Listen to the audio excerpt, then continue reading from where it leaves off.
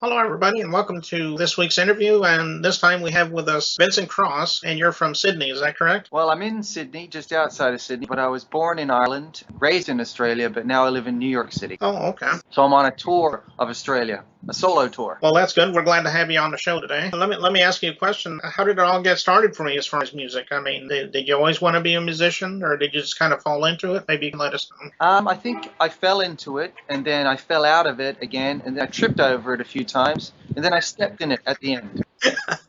That's a good way of putting it, Vincent. I didn't help you with that one. Well, I thought it was a pretty good one there, actually. What are your influences in your life as far as music goes? Do you have any influences? Yeah, I usually have a lot of people that I might be listening to and studying, and trying to figure out. But generally speaking, what I do, I think anyway, is I do write contemporary songs because I write the lyrics today. But a lot of my sources and roots of the sounds that interest me are generally traditional sounding. So I listen to a lot of the guys from the 30s and the 60s. I might listen to Doc Boggs or I might listen to Roscoe Holcomb. For styling, I might listen to a lot of Bill Monroe. And then I would listen to songwriters that are contemporary today, people like Ron Sexsmith or Steve Earle, or a lot of Texas musicians are very influential on what I'm doing.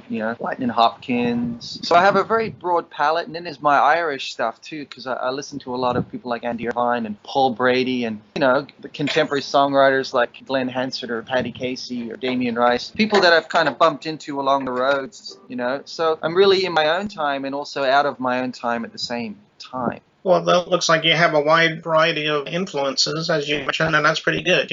Yeah, yeah. Let me see, do you have any albums out, or are you getting ready to release an album? I have two albums that have been out for a while. Well, one out for a while. The other one came out last year, and another one coming out next year. So the first one, full completed album that I did, that was, when I say full, I mean it was, full length, 12, or I think 11 to 12 songs, was an album called Home Away from Home. And the second one came out in 2013, and it was called A Town Called Normal. And as you can tell, home's a very central theme in a lot of what I write about, having been around and traveled and felt the dislocation of place and time. I think that fits as a central theme in what I do as an artist, as a musician, and what I'm trying to get across. How important is place? How important are people? How important, is location to our identity? And who are we really? So many songs speak of our place on this planet as being not our home. A lot of the old traditional gospel tunes speak of a heavenly home. So these are very big themes in my identity, and have become sort of subconsciously a center of what I try and write about. Not consciously, I mean, but just happens that way. What are the names of your albums that you have out, and where can you get them? Can you get it on like iTunes, Amazon, for example? They're all out there on iTunes. You can listen to the stuff on SoundCloud. You can listen to it on Pandora. You might be able to listen to it on Spotify. And the CDs are available through CD Baby. So music is pretty much, it's so easy to get out there through distribution. But really, if anybody really wants to hear what I do, live is where it's at, where you get the third dimension of what a performance is about. So they can listen to all their favorite songs that's on your CD and sing along with it, for example. That's where it came from. A studio recording is often an artificial expression of a live performance. It's very rare to get a live performance really captured on a recording. And of course, like you just said, sometimes they even do that. Sometimes they have an album of nothing but live music, and sometimes that works, but it depends on how that works too, because sometimes depending on the equipment, sometimes it doesn't always come out. So it works out that way too, I guess. Yeah, I'm not even sure if those live recordings can be considered live recordings, because they're using a lot of amplification to sort of make the music louder, but that doesn't make it any better. We do appreciate your time, Vincent, coming down here and talking with us for a few minutes, and I just want to let you know you're welcome back anytime you have something new to plug. I hope I'll get back to you again next year. Okay, well, we'll be looking forward to that, Vincent. I appreciate that. Thank you much. We'll be right back.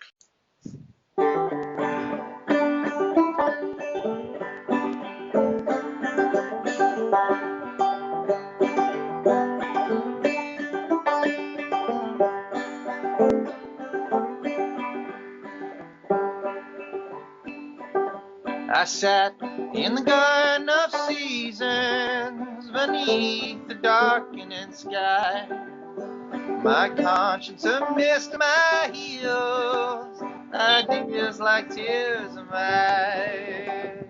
My heart's in hibernation, I'm living off stored tired of treading water. Oh, honey, won't you please come home?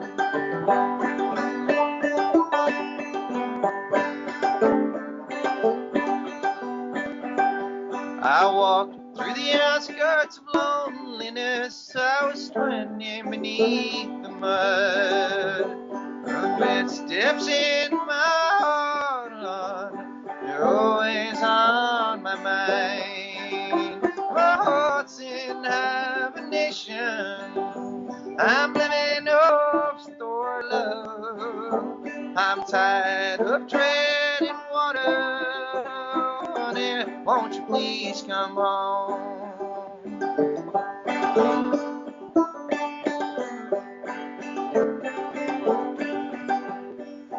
I thought you were beside me, holding your hand in mine. The springtime in your hair, yeah, it's always on my mind. My heart's in hibernation.